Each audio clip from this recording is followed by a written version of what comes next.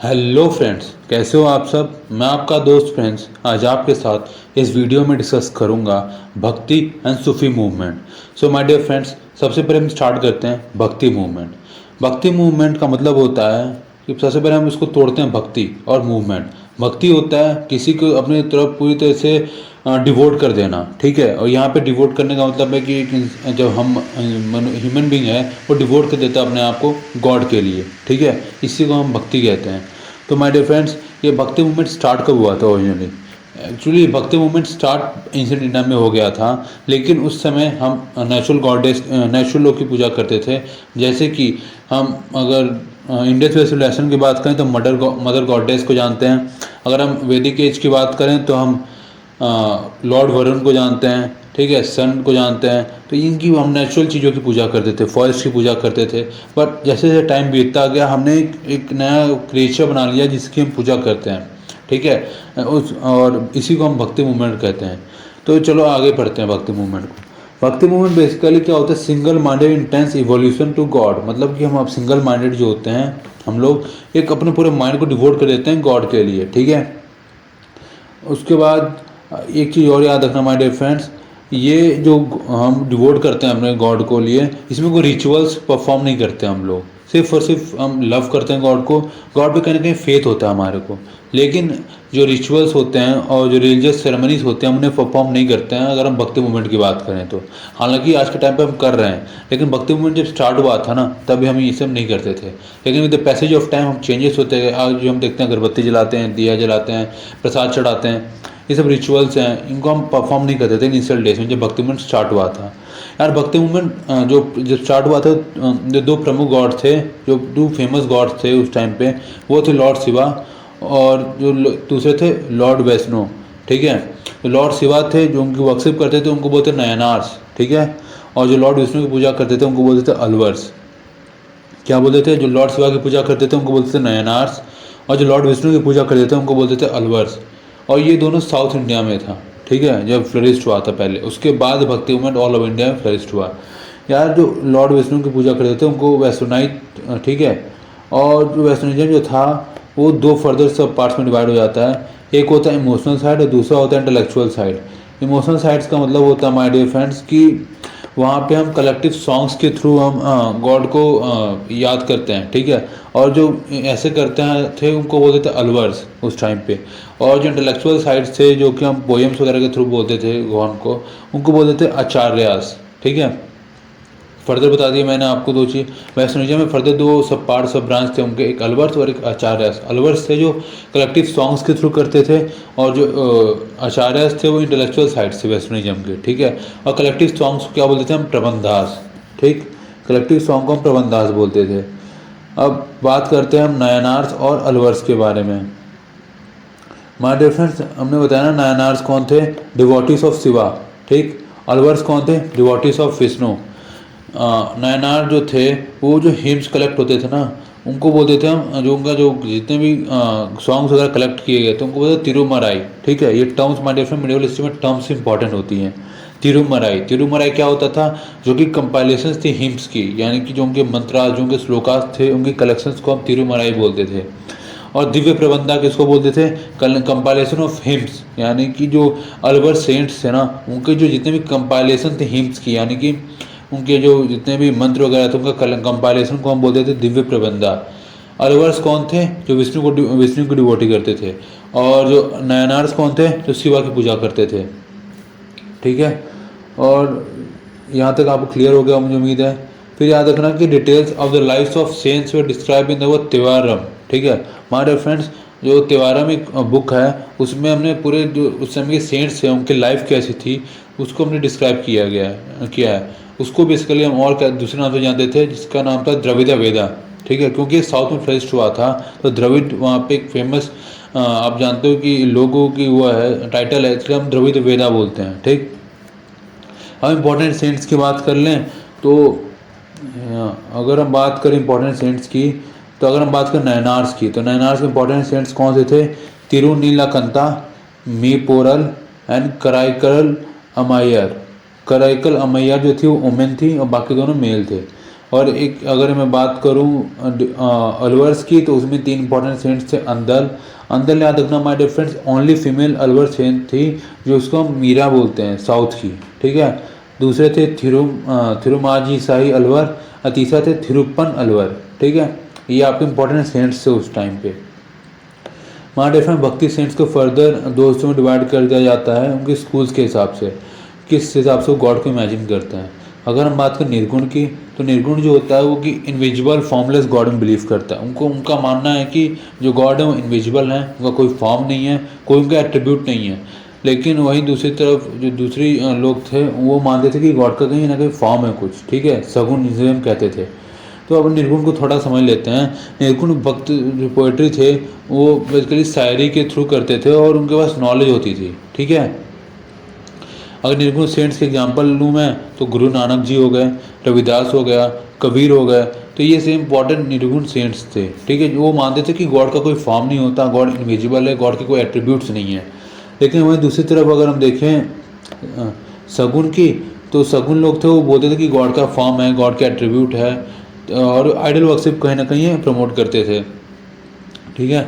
और सगुन भक्ति पोइट्री जो थी वो प्रेम शायरी और रूट्स इन लव, ठीक है, वो लव कहीं ना कहीं वो नोट करते थे, क्योंकि कहीं ना कहीं वो मानते थे गॉड एग्जिस्ट करते हैं। और सगुन सेंट्स का एग्जाम्पल लूँ तो तुलसीदास हो गए, सूरदास हो गए, मीराबाई हो गई। तो ये 2 टाइप के सेंट्स हैं, निर्गुण और सगुन, ठीक है। उससे पहले मैं बता दिया आपको अलवर्स और नयनार्स, ये चीज़ मैंने आपको पहले बता दी।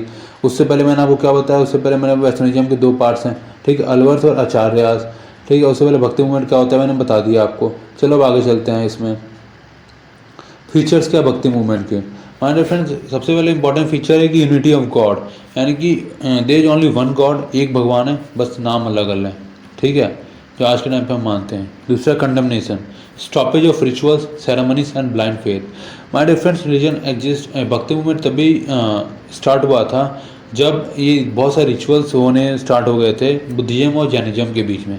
और माय डिफरेंस एक बात और बता देता हूँ, अगर आपने एंशिएंट हिस्ट्री पढ़ोगे तब पता चलेगा कि बुद्धिज्म और जैनिज्म है ना, वो भी स्टार्ट क्यों हुआ था, इसलिए स्टार्ट हुआ था क्योंकि उस टाइम पे जो रिलीजन थे इंडस वैली सिविलाइजेशन के वैदिक पीरियड्स में, वो बहुत सारे रिचुअल्स परफॉर्म कराते थे, जैसे अश्वमेधा यज्ञ हो गया वगैरह वगैरह, बहुत सारे यज्ञ होते थे उस टाइम पे। तो कहीं ना कहीं बहुत सारे लोग अफोर्ड नहीं कर सकते थे उन चीज़ों को, इसलिए लोगों ने उनको फॉलो करना बंद कर दिया, इससे बुद्धिज्म और जैनिज्म स्टार्ट हुआ।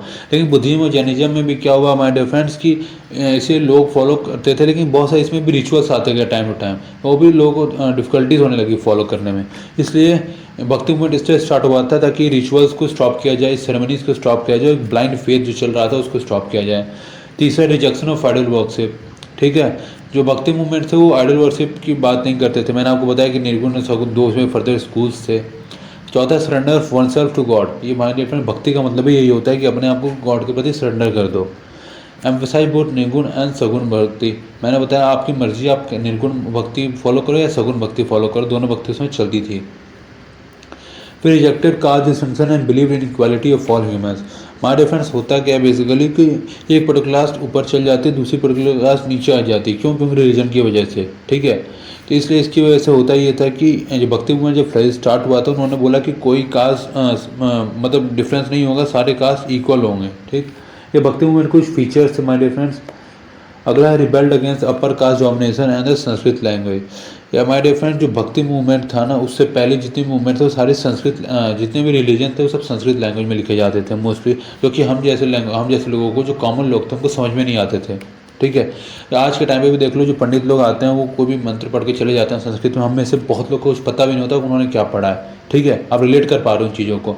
लेकिन जो भक्ति मूवमेंट था हमारे फ्रेंड्स, वो लोकल लैंग्वेज में लिखा जाने लगा, ओरिजिनल लैंग्वेज में लिखे जाने लगा, तो इससे क्या हुआ, लोगों को समझ में आने लगा कि बोला क्या जा रहा है, समझ। तो इसकी वजह से भक्ति मूवमेंट कहीं ना कहीं एक अच्छा फ्लो होने लगा भक्ति मूवमेंट का हमारे लोगों के बीच में उस टाइम पे। अब बात करेंगे causes for the emergence of Bhakti movement. अब भक्ति मूवमेंट स्टार्ट क्यों हुआ, ठीक है। मैंने भक्ति मूवमेंट के फीचर्स बता दिए आपको, भक्ति मूवमेंट क्या होता है वो बता दिया, मैंने निर्गुण और सगुण 2 स्कूल्स बता दिए। फिर मैंने अलवर्स और नयनार्स बता दिया आपको कि एक जो शिव की पूजा करते थे, एक जो विष्णु की पूजा करते थे। अब हम बात करेंगे causes for the emergence of Bhakti movement. सबसे पहला कारण है influence of Vaishnavism. My dear friends, Vaishnavism उस टाइम पे बहुत ही एक पीक पे था। दूसरा my dear friends, evil practices of the Hindus. जो मैंने बताया ना, उस टाइम पे बहुत सारी प्रैक्टिसेस होती थी, बहुत सारे रिचुअल्स होते थे, बहुत सारे सेरेमनीज होते थे रिलीजियस, जो कि बहुत सारे लोग फॉलो नहीं कर पाते उन सारी चीज़ों को, जो कि लो क्लास फैमिली के होते हैं। अब आप ही देख लो, आप मंदिर में जाते हो, आप कम से कम 21 रुपये 51 रुपये की दक्षिणा चढ़ाते हो, लेकिन एक बंदा बताओ जो उसकी 150 200 महीने एक दिन की कमाई है, जो मजदूर है, वो कैसे ये सब चीज़ें करेगा, रिचुअल परफॉर्म कैसे करेगा? ठीक है, आप रिलेट कर पा रहे हो इन चीज़ों को। तीसरा, fear of spread of Islam. My dear friend, उस टाइम पे इस्लाम भी कहीं ना कहीं स्प्रेड होने लगा था, तो इसकी वजह से कहीं ना कहीं भक्ति मूवमेंट को और बूम मिला कि नहीं, हम इसको फ्लरिश करेंगे, जो हमारे हिंदू भाई लोग थे उस टाइम पे। चौथा, influence of Sufi sects. My dear friends, कहीं ना कहीं सूफी सेक्ट्स जो था वो भी कहीं इम्पैक्ट करने लगा भक्ति मूवमेंट को। मैं सूफी मूवमेंट बताऊँगा तो आपको बताऊँगा सूफी के बारे में अच्छे से। और the emergency of great reformers. उस टाइम पे बहुत सारे रिफॉर्म आया था, मैंने बताया ना कि अब लोकल लैंग्वेज में लिखे जाने लगा, भक्ति मूवमेंट को फ्लरिश इसलिए हो गया। तो कहीं ना कहीं इन कारणों की वजह से भक्ति मूवमेंट इमरजेंस हुआ। अब इम्पैक्ट क्या हुआ भक्ति मूवमेंट का? सबसे पहला इम्पैक्ट माय डियर फ्रेंड्स, जो एविल प्रैक्टिसेस होती थी सोसाइटी में, जैसे कि सती हो गया, कास्ट प्रेजुडिस हो गया, तो ये सारी चीज़ें कहीं ना कहीं स्टॉप कर दी गई हमारे सोशल रिफॉर्मर्स के द्वारा। ठीक है, सबसे बड़ा इम्पैक्ट, अगर अच्छा इम्पैक्ट बताओ तो यही हुआ। दूसरा था, वुमेन में encourage to join kirtans. Kirtans क्या होता है? बेसिकली वहाँ कि हम जो हम कहते हैं ना, हरे राम हरे कृष्ण, जो कीर्तन्स होते हैं पूजा मंदिर में, समझ पा रहे हो तो जैसे कि हमारी मीराबाई हो गई, हमारी लैला हो गई कश्मीर की, या अंदर मैंने बताया ना फर्स्ट एक ओनली फीमेल वो थी, तो अंदर ये तीनों जो थे, इन्होंने कहीं ना कहीं वुमेन को एनकरेज किया कि आप कीर्तन को ज्वाइन करें, तो कहीं ना कहीं जो वुमेन एम्पावरमेंट हुआ उस टाइम पे। तीसरा बात करें, in place of Sanskrit, Bhakti saints praise through the medium of local language which could be understood very easily. मैंने आपको बताया माय डियर फ्रेंड्स कि अब संस्कृत की जगह लोकल लैंग्वेज में भक्ति होने लगी, लोगों को समझ में आने लगा कि हम पूजा कैसे कर रहे हैं, मतलब जो लोग बोल रहे हैं समझ में भी आ रहा है नहीं आ रहा, प्रीस्ट जो बोल रहे हैं समझ में आ रहा है नहीं आ रहा, तो कहीं ना कहीं एक एडवांटेज हो गया, लोगों को समझ में आने लगा। अगर एग्जाम्पल की बात करें तो सूरदास जो है वो ब्रिज डायलेक्ट का यूज़ करते थे, तुलसीदास जो थे वो अवधी का यूज़ करते थे, जो शंकरादेव थे वो आसामीज़ का यूज़ करते थे, जो चैतन्य महाप्रभु थे वो बंगाली का यूज़ करते थे, और जो मीराबाई थे वो हिंदी और राजस्थानी का यूज़ करते थे। मतलब जो जहाँ के लोग थे वो वहाँ की लैंग्वेज यूज़ करते थे, तो लोगों को समझ में आने लगी थी चीज़ें और लोग रिलेट कर पा रहे थे। अगला कीर्तन वगैरह स्टार्ट हो गया था माय डियर फ्रेंड्स। ठीक है, हिंदू टेम्पल में कीर्तन स्टार्ट हो गया, कव्वाली हो गया दरगाह में स्टार्ट, और गुरबानी जो था वो गुरुद्वारा में स्टार्ट हो गया था माय डियर फ्रेंड्स। ये ठीक है, भक्ति मूवमेंट की वजह से it popularise the idea of equality and brotherhood. My dear friends, ये कहीं ना कहीं इक्वालिटी और ब्रदरहुड के लिए भी पॉपुलराइज ये आइडिया को प्रमोट कर रहा था। Preach inclusive growth to spiritual salvation. Inclusive path मतलब होता है कि ये पाथ जो कि सब तक पहुंच जाए, गरीब से गरीब तक और अमीर से अमीर तक, तो ये कई पाथ था जो सब तक पहुंच रहा था। ठीक है, rulers adopted liberal religious policies under the impact of Bhakti movement. ये रूलर्स थे उस टाइम पे माय डिफरेंस, आपने सुना हो कि बहुत सारे रूलर जो थे बुद्धिज्म और जैनिज्म को पैट्रोनाइज करते थे उस टाइम पे, लेकिन अब रूलर जो थे उसके बाद क्या करने लगे कि कहीं ना कहीं भक्ति मूवमेंट के इम्पैक्ट की वजह से अपनी जो पॉलिसीज़ थी रिलीजियस पॉलिसीज़ को लिबरल बनाने लगे। ठीक है, अब कोई प्रेशर नहीं था कि आप ऐसा ही करोगे, अब ऐसा ही करोगे, अब सब रिलीजन को इक्वल ट्रीटमेंट मिलने लगा था। ये भक्ति मूवमेंट के बहुत सारे अच्छे इंपैक्ट पड़े थे सोसाइटी में उस टाइम पे। ठीक है, अब हम बात करेंगे सूफी मूवमेंट की। My dear friend, Sufi movement 12 AD में स्टार्ट हुआ था। कहाँ पे स्टार्ट हुआ था? ये पर्सिया में स्टार्ट हुआ था। ठीक है, और क्यों स्टार्ट हुआ था माय डियर फ्रेंड्स? ये बहुत सा मटेरियलिज्म मतलब होता है कि कहीं ना कहीं लालच हो गया था लोगों के बीच में। ठीक है, कैलिफेट जो था वहाँ पे उसके लालच बढ़ते गई थी, इसकी वजह से कहीं ना कहीं ये सूफी मूवमेंट को स्टार्ट हुआ था। और जो सूफीज जो थे बेसिकली कौन थे?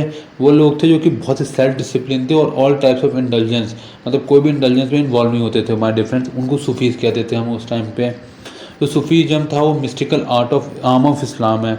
ठीक है, सूफी बेसिकली है का inner side of Islam principle, जो इस्लाम के जितने प्रिंसिपल है उसका इनर साइड जो है वो सूफी है।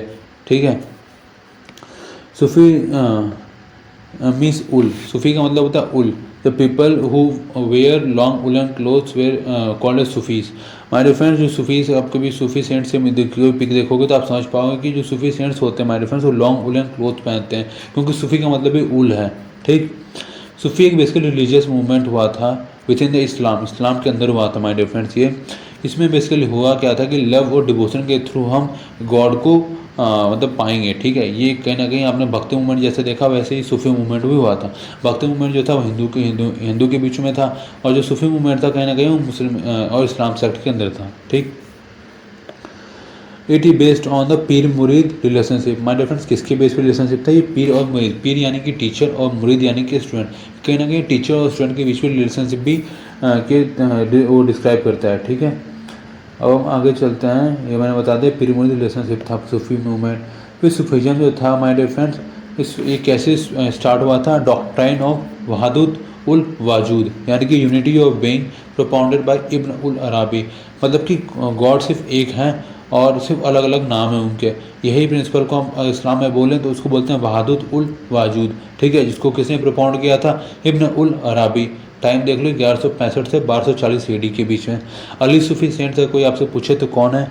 रबिया हो गया, फिर मंसूर बिन हलाल हो गया। तो ये दो अली सूफी सेंट्स से माय डियर फ्रेंड्स। जो सूफी ऑर्डर्स थे वो दो टाइप में डिवाइड होते हैं, बासारा एंड बेसारा, ठीक है। अब बासारा कौन है? जो कि इस्लामिक लॉ को फॉलो करते हैं, और बेसारा कौन है? जो कि इस्लामिक लॉ को फॉलो नहीं करते, ठीक है। सूफी ऑर्डर दो कैटेगरी में डिवाइड है, बासारा और बेसारा। बासारा कौन होते हैं? जो इस्लामिक लॉ को फॉलो करते हैं, और बेसारा कौन होते हैं? जो कि इस्लामिक लॉ को फॉलो नहीं करते हैं। सूफीज़म क्या होता है? बेसिकली सेल्फ डिसिप्लिन होता है, जिसके थ्रू आप गॉड को इजीली पा सकते हो, ठीक है। लेकिन वही ऑर्थोडॉक्स मुस्लिम क्या करती है? बिलीव करती है एक्सटर्नल कंडक्ट के ऊपर, यानी कि रिचुअल्स के ऊपर परफॉर्म करती है। लेकिन जो सूफी होते हैं वो इनर प्योरिटी की बात करते हैं। किसी ने कहा ना कि अपने सोल को प्योर रखोगे तभी आप गॉड को इजीली मिल पाओगे, ठीक है। तो अब कहीं ना कहीं जो सूफीज़म है वो इनर प्योरिटी को डिग्निफाई करता है। लेकिन जो मुस्लिम सेक्ट है, जो कि ऑर्थोडॉक्स मुस्लिम सेक्ट है, वो कि एक्सटर्नल कंडक्ट को वो करता है। एक्सटर्नल कंडक्ट का मतलब कि आप नमाज़ पढ़ने जा रहे हो, फिर आप चादर चढ़ा रहे हो, मतलब एक्सटर्नल चीज़ें आप कर रहे हो, रिचुअल्स परफॉर्म कर रहे हो मुस्लिम में भी। तो इसलिए कहीं ना कहीं सूफीज़म एक अच्छी चीज़ है कि आप कहीं ना कहीं अंदर से प्योर हो जाओ। अब इंडिया की बात करें माय डियर फ्रेंड्स, तो इंडिया में 1300 AD 1300 AD में इंडिया में आया था। और साउथ इंडिया की बात करें तो 15th सेंचुरी में आया था। Multan and Punjab were the early centres and later on it spread to Kashmir, Bihar, Bengal and the Deccan. My dear friends, सबसे पहले ये पंजाब में आया था और उसके बाद इसके कश्मीर में, बिहार में, बंगाल में और डेक्कन में धीरे धीरे फैलता रहा। अगर हम इंडिया के सब पहले सूफी की बात करें तो उसका नाम था अल हुजवारी, ठीक है। अल हुजवारी जो पहले सेंट्स थे, और उनको हम बोलते हैं बहुत ही पॉपुलरली नोन एज दाता गंज नक्श। दाता गंज नक्श का मतलब होता है डिस्ट्रीब्यूटर ऑफ अनलिमिटेड ट्रेजर, क्योंकि माय डियर फ्रेंड्स ये एक ट्रेजर है जो कि अनलिमिटेड है, इसका कोई लिमिट नहीं है माय डियर फ्रेंड्स, ठीक है। इसलिए हम बोलते हैं डिस्ट्रीब्यूटर ऑफ अनलिमिटेड ट्रेजर अल हुजवारी को, ठीक है। ये पहले सूफीस थे हमारे इंडिया के। अब एसेंशियल कैरेक्टरिस्टिक्स क्या है सूफीज़म की? पहला है फन्ना, दूसरा है इंसान ई कामिल, तीसरा जिक्र तौबा, चौथा है वहादत वजूदी और पांचवा है सम्मा, ठीक है।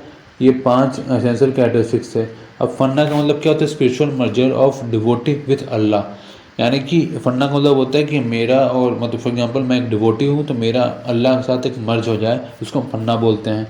इंसान ई कामिल, perfect human with all good virtues, मतलब हमारे सारे जितने भी कैरेक्टर्स हैं वो सारे अच्छे हों, ये होता है परफेक्ट, इसको हम बोलते हैं इंसान ई कामिल, ठीक है। जिक्र तौबा का मतलब होता है remembrance of God all the time.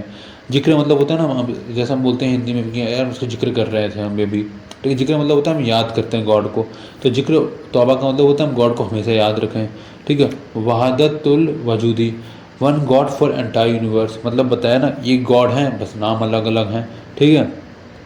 समा बेसिकली तो spiritual dance and music to promote the concept. जैसे आप देखोगे सूफी सेंट्स में जो सूफी सेंट्स होते हैं उनकी दरगाह पे गाना गाते हैं, ठीक है, समझ रहे हो। तो जब वो गाना गाते हैं उसको हम मतलब अपने रिलीजन को कैसे भी करके प्रमोट करो, चाहे आप डांस के थ्रू कर सकते हो, चाहे आप म्यूजिक के थ्रू कर सकते हैं। म्यूजिक जो होगा आपका अन इस्लामिक भी हो सकता है, ऐसा नहीं कि आप इस्लामिक म्यूजिक ही करो, आप कोई म्यूजिक कर सकते हो, ठीक है, जिसको हम कव्वाली भी कहते हैं। तो ये एसेंशियल कैरेक्टरिस्टिक्स थे सूफीज़म के। कौन कौन से माय डियर फ्रेंड? पहला सम्मा, दूसरा इंसान ई कामिल, तीसरा जिक्र तौबा, चौथा वहादतुल वजूदी और पांचवा सम्मा। माय डियर फ्रेंड्स, ये जितने टर्म्स हैं ना ये आपके सिर्फ फिल्म पॉइंट ऑफ व्यू से इंपॉर्टेंट है। मेन से पॉइंट ऑफ व्यू से इसमें से कुछ भी इंपॉर्टेंट नहीं है, आपको बस फीचर्स वगैरह पता होने चाहिए। लेकिन जो असली अगला वीडियो में बनाऊंगा इस पर जो जितने भी फेमस सेंट्स हैं ना उस टाइम पे उनके बारे में जब मैं बताऊंगा तो कहीं ना कहीं मेन पॉइंट ऑफ व्यू से इंपॉर्टेंट होता है। ये सिर्फ फिल्म पॉइंट ऑफ व्यू से इंपॉर्टेंट है, इसमें टर्म्स मैंने बताई हैं। हालांकि इसमें कुछ चीज़ें मेन पॉइंट ऑफ व्यू से इंपॉर्टेंट है, जैसे कि आपकी जो फीचर्स हो गई या फिर सूफीज़म के आपके ब्रांचेस हो गए। जैसे अगर मैं भक्ति मूवमेंट की बात करूँ तो उसके फर्दर 2 ब्रांचेस थी, स्कूल थे, तो वो सब चीज़ें जो हैं वो मेन पॉइंट ऑफ व्यू से भी इंपॉर्टेंट है। तो चलो आगे चलते हैं। आगे हम 3 स्टेजेस या सूफीज़म जो था वो 3 स्टेज में फ्लरिश्ड हुआ है। पहला स्टेज जिसको हम बोलते हैं खनखा। माय डियर फ्रेंड्स, ये टर्म्स इंपॉर्टेंट है। पहला स्टेज कौन सा है? खनखा। खनका जो था वो 10th सेंचुरी में फ्लरिस्ट हुआ था। इसको हम बोलते हैं गोल्डन मिस्टिसिज्म, मतलब सबसे गोल्डन एज था सूफीज़म को फ्लरिस्ट करने के टाइम का। दूसरा तरीका जो था वो सेकेंड स्टेज था, और 11th सेंचुरी से लेकर 14th सेंचुरी तक ये पीरियड था जिसमें फ्लरिस्ट हुआ था। ये तब था जब सूफीज़म जो था वो इसको कहीं ना कहीं हम इंस्टीट्यूशन के रूप में दे रहे थे, ठीक है, और ट्रेडिशन और सिंबल्स स्टार्ट हो रहे थे। आज भी हम देखते हैं कि मुस्लिम में एक हाफ मून होता है और एक स्टार्स होता है। तो ये चीज़ें जो थी, जैसे हिंदू में भी देखा जाए तो कहीं ना कहीं हम वो रक्षा पहनते हैं या फिर माला पहनते हैं, ये सब चीज़ें जो इसको हम कहीं ना कहीं सिंबल से अटैच कर रहे थे अपने रिलीजन से। तो कहीं ना कहीं ये सूफीज़म का सेकंड स्टेज था। थर्ड स्टेज की बात करें तो 15th सेंचुरी ऑनवर्ड्स, जब सूफीज़म एक बहुत ही पॉपुलर मूवमेंट हो गया। पहले स्टेज को हम गोल्डन मिस्टिसिज्म भी कहते हैं और खनका के नाम से जाना जाता है। सेकंड स्टेज तरीका के नाम से जाना जाता है, और थर्ड स्टेज तरीफ़ा के नाम से जाना जाता है, ठीक है। ये 3 स्टेज थे जिसमें से सूफीज़म फ्लरिस्ट हुआ था वर्ल्ड में। अब सूफीज़म एंड म्यूज़िक का बहुत ही अच्छा कनेक्शन है माय डियर फ्रेंड्स।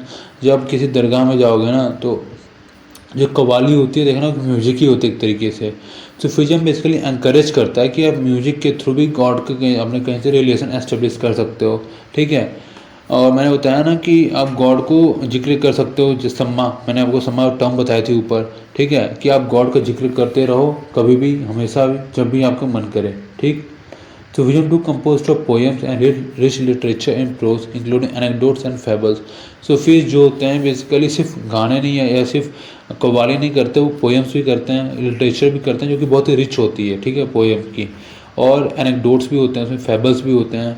और कुछ फेमस नोटेबल राइटर्स की बात करूँ मैं, तो एक अमीर खुसरो, वो किसको फॉलो करते थे, वो फॉलो करते थे निजामुद्दीन औलिया को, ठीक है। माय डियर फ्रेंड्स, अगर आर्ट एंड कल्चर में पढ़ा तो निजामुद्दीन औलिया बहुत इंपॉर्टेंट है वहाँ पे। जब मैं आर्ट एंड कल्चर पढ़ाऊँगा तो आपको बताऊँगा निजामुद्दीन औलिया के बारे में, ठीक है, और अमीर खुसरो के बारे में। ये दोनों बहुत ही फेमस सूफी सेंट्स थे, ठीक है, अमीर खुसरो एंड निजामुद्दीन औलिया। जो सूफी सेंट्स थे उनकी वजह से कहीं ना कहीं सितार और तबला, जो कि फेमस इंस्ट्रूमेंट है म्यूजिकल, वो कहीं ना कहीं एनकरेज हुआ था, फ्लरिस्ट हुआ था, ठीक है।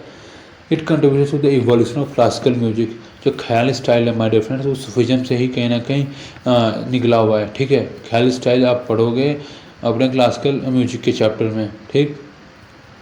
तो कहीं ना कहीं सूफीज़म की वजह से कहीं ना कहीं क्लासिकल म्यूजिक इवॉल्व हुआ है। अगर अमीर खुसरो की बात करूं, जो कि डिसिपल थे किसके, निजामुद्दीन औलिया के, उन्होंने बहुत ही अच्छा यूनिक फॉर्म दिया किसको, समा को, ठीक है। जो खुसरो थे उनको पैरट ऑफ इंडिया भी कहते हैं माय डियर फ्रेंड्स, या फिर फादर ऑफ कव्वाली, क्योंकि वो इतने अच्छे कव्वाली लिखते थे, बोलते थे, गाते थे कि आप लिटरली बता रहा हूँ कहीं ना कहीं आप फैन हो जाओगे उनके, ठीक है। तो अमीर खुसरो थे एक फेमस सूफी सेंट। हम बात करेंगे इंपॉर्टेंट फीचर्स ऑफ सूफीज़म की, ठीक। सबसे पहला फीचर हमारे फ्रेंड्स, सूफीज़म जो है चाहे भक्ति मूवमेंट जो भी ये ओरिजिन क्यों हुए थे, ताकि रिचुअल्स थे उनको कहीं ना कहीं रिजेक्ट करने के लिए, जो रिचुअल्स उस टाइम पे परफॉर्म होते थे उनको कहीं ना कहीं उनको अवॉइड करने के लिए ही सूफीज़म फ्लरिस्ट हुआ था ऑल ओवर द वर्ल्ड, ठीक है।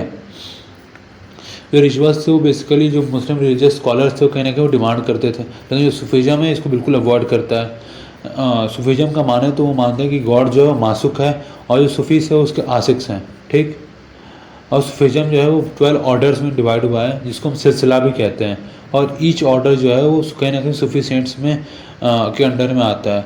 जो 4 प्रमुख जो सूफी सेंट्स थे हमारे डियर फ्रेंड्स, वो है चिश्ती, सुहर्दवर्दीस, क्वादरियास एंड नक्शबंदीस, ठीक है। कौन से थे, चिश्तीस, सुहर्दवर्दीस, क्वादरियास एंड नक्शबंदीस, ठीक।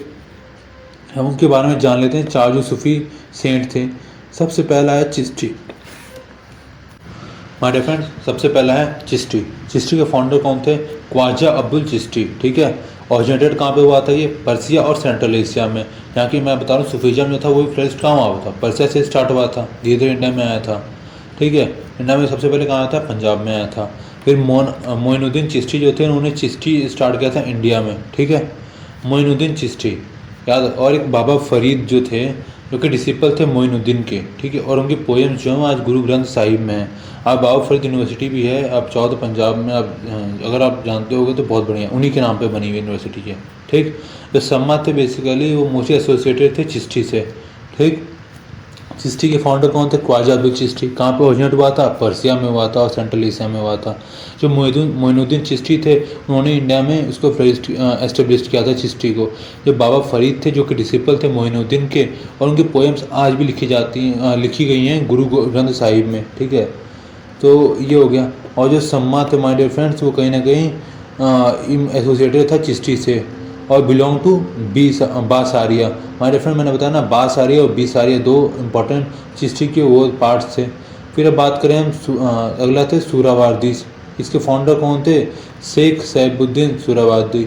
मेन सेंटर कहाँ था इसका? मुल्तान था, जहाँ पे सूफीज़म को एस्टेब्लिश ही वहीं पे हुआ था इंडिया में। Saints of this order were also rich and held important government position. इसमें जो सेंट्स आते थे वो बहुत ही इंपॉर्टेंट गवर्नमेंट पोजीशन को हेल्ड करते थे और बहुत ही अमीर थे। एसोसिएटेड था दिल्ली सल्तनत से। और बहुत ही फेमस सेंट्स थे हमारे डिफरेंट, इनके बहाउद्दीन जचारिया, ठीक है।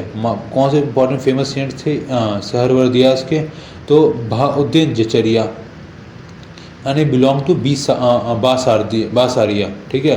जो सहरवर्दियस थे, ये बिलोंग करते थे किसके? बासारिया के स्कूल से, ठीक। अब बात करेंगे नक्शबंदीज। नक्शबंदीज के फाउंडर कौन थे? बहाउद्दीन नक्शबंद बुखारी, ठीक। फाउंडर कौन थे? बहाउद्दीन नक्शबंद बुखारी। ख्वाजा पीर मोहम्मद इंट्रोड्यूस किया था नक्शबंदी को इंडिया में ड्यूरिंग अकबर रेन। हमारे फ्रेंड्स, किसके टाइम पे स्टार्ट हुआ था? ये अकबर के टाइम पे स्टार्ट हुआ था। और कहीं ना कहीं ऑर्थोडॉक्स सेक्ट है, ऑर्थोडॉक्स यानी कि पुराने ज़माने का सेक्ट है, ठीक। तो हमारे फ्रेंड्स, ये तीन इंपॉर्टेंट मैंने बता दिया आपको। सूफीज़म के 12 ऑर्डर्स थे, जिस सिलसिला जिसे हम कहते हैं अंदर मिस्टिक सूफी सेंट्स के अंदर डिवाइड होते हैं फर्दर ये। और 4 सूफी सेंट जो फेमस थे कौन से? चिश्ती, सुहरावर्दीस, क्वाद्रियास एंड नक्शबंदीस। अब हम आगे चलते हैं। सिलसिला बेसिकली होता है क्या माय डियर फ्रेंड? सिलसिला एक कंटिन्यूस लिंक है मुर्शिद यानी कि टीचर और मुरीद स्टूडेंट, ठीक है। मुर्शिद यानी कि टीचर और मुरीद यानी कि स्टूडेंट, ठीक। ये कहीं ना कहीं कंटिन्यूस लिंक है किसके भी? टीचर और स्टूडेंट के बीच में। दे लिव इन खनका हाउस ऑफ वर्शिप। खनका का मैंने आपको ऊपर टर्म बताया माय डियर फ्रेंड्स, तो आप समझ गए खनका क्या होता है। तो कहीं ना कहीं ये खनका बेसिकली होता है टीचर्स के जो हाउस होते थे ना वहाँ पे, ठीक है। वहाँ पे रिलेशनशिप वर्शिप बताई गई है। द नेम ऑफ सिलसिला जो थे बेस्ड ऑन फाउंडिंग फिगर, क्योंकि जो उन्होंने फाउंड किया था उस सिलसिला को, उसके नाम पे भी पड़ता है नेम, ठीक है, सिलसिला का। जैसे कि क्वादरी सिलसिला, name on the sheikh of Sheikh Abdullah Qadri, ठीक। और नेम ऑफ सिलसिला किसके नाम पर पड़ता है? Place of origin. For example Chishti की बात करें, चिश्ती बेसिकली एक प्लेस है, कहाँ पे? अफगानिस्तान में, ठीक। जो सूफीज़म था माय डियर फ्रेंड्स बिलीव करता है कि डिवोशन जो है मोर इम्पॉर्टेंट है रादर देन फास्ट और प्रेयर। मैंने बताया ना कि रिचुअल्स जो थे उसको कहीं ना कहीं सूफीज़म और जो भक्ति मूवमेंट थे वो कहीं ना कहीं वो अवॉइड करते हैं, कहीं ना कहीं वो निगलेक्ट करते हैं। वो मानते हैं कि आप कहीं ना कहीं एक डिवोशन रखो अपने गॉड के प्रति, बिलीफ रखो, वो ज़्यादा इंपॉर्टेंट है, ठीक। तो उनका मानना है कि जो फास्ट रखते हैं, जो कि रोज़ा रखते हैं मुस्लिम भाई लोग हमारे, या फिर जो प्रेयर्स होती है, नमाज वगैरह जो हम करते हैं, तो वो कहीं ना कहीं उनको अवॉइड करने को बोलते हैं। बोलते हैं कि एक डिवोशन रखो, दैट्स मोर देन एनफ। और सूफीज़म जो है कास्ट सिस्टम को भी डिस्कार्ड करता है। उसका मानना है कि सारे लोग बराबर हैं, सारे लोग इक्वल हैं, कोई कास्ट ऊपर है कोई कास्ट नीचे नहीं होती है। और जो सूफीज़म माय डियर फ्रेंड्स वो इवॉल्व कहाँ से हुआ था? Vedanta school of Hindu philosophy से, ठीक है। अब हम आगे बात करेंगे कर्नल डॉक्ट्राइन्स ऑफ सूफीज़म। यार इसमें 3 इंपॉर्टेंट डॉक्ट्राइन है सूफीज़म के। सबसे पहला है complete surrender to the will of God. आप अपने को कंप्लीट सरेंडर कर दो अपने भगवान के प्रति। दूसरा annihilation of the self through union with the God. Annihilation मतलब होता है सरेंडरिंग, मतलब अपने को सरेंडर कर दो वापस से अपने आप को किसी गॉड के प्रति, ठीक। Becoming a perfect person. आप परफेक्ट पर्सन बनो, कोई बुरी आदतें अवॉइड कर दो, मतलब जो चीज़ें हम एक अच्छा इंसान बनो, ठीक है, ये कहना चाहते हैं। ये 3 इंपॉर्टेंट डॉक्ट्राइन है सूफीज़म के। इस सूफीज़म जो परफेक्ट होता है ना सूफीज़म, उनको बोलते हैं वाली यानी कि सेंट, और word it literally mean sincere friend. वाली का मतलब होता है सिंसियर फ्रेंड, ठीक है। ये हो गया हमारे डियर फ्रेंड्स सूफीज़म के बारे में सब कुछ। तो इस वीडियो में सिर्फ इतना ही।